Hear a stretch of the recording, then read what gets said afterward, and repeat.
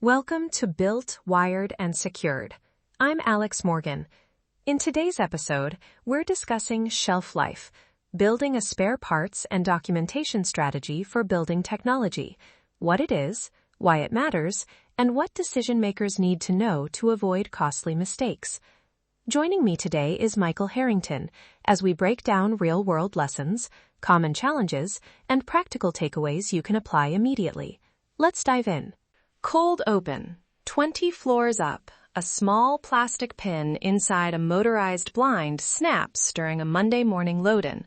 The blind won't raise. Tenant operations stop while the vendor sources a part from another city. 2 days later, the part arrives. Tenants miss scheduled briefings, a lease negotiation stalls, and the facilities team fields frustrated calls the whole time.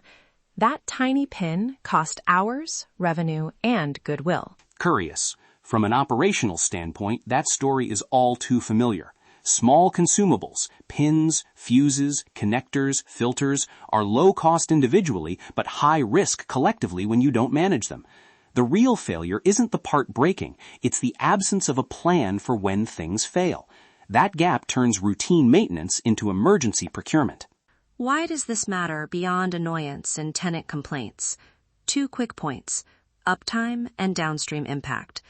Building technology failures ripple: networked systems, HVAC controls, access control, even meeting room tech. So a single missing item can multiply consequences.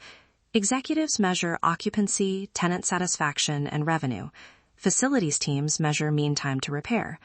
When documentation is missing or parts are unavailable, MTTR spikes, and so does operational risk.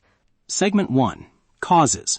There are 4 common root causes we see: poor inventory design, no single owner, stale or inaccessible documentation, and sloppy project handoffs at closeout.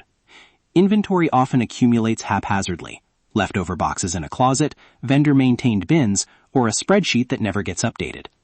Without ownership, nobody enforces reorder points or shelf life checks.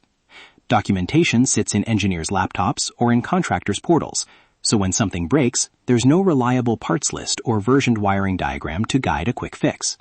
And project handoffs, those are a loaded problem.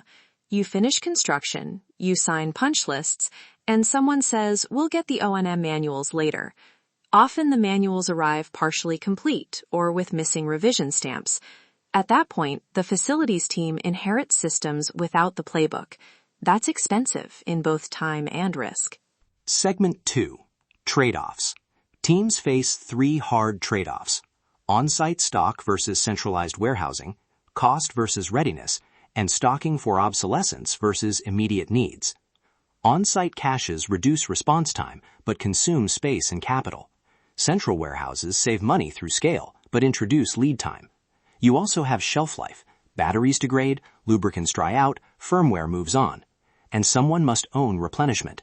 Decentralized responsibility means replenishment often doesn't happen until it's too late.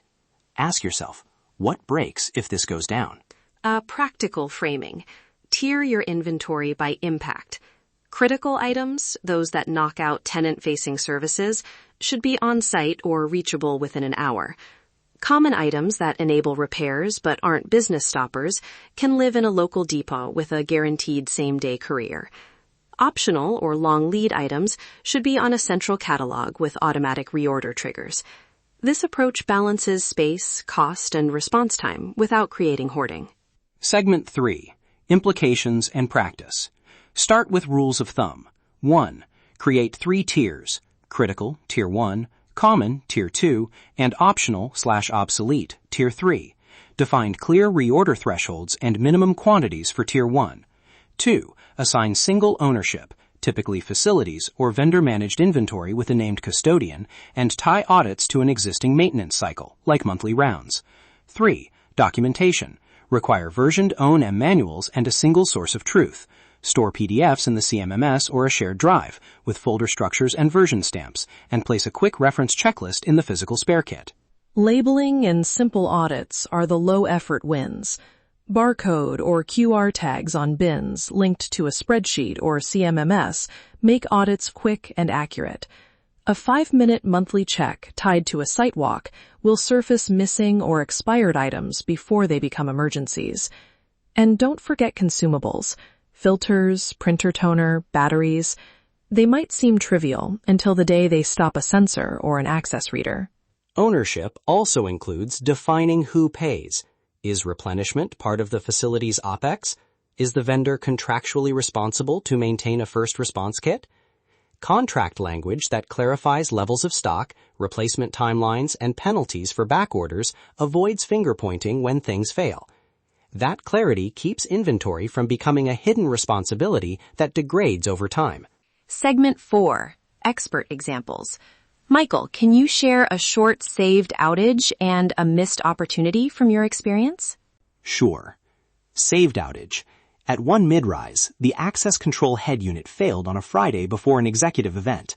The facilities team kept a Tier 1 spare device and a labeled cable kit on site. They swapped hardware in under an hour, and the event went off without incident.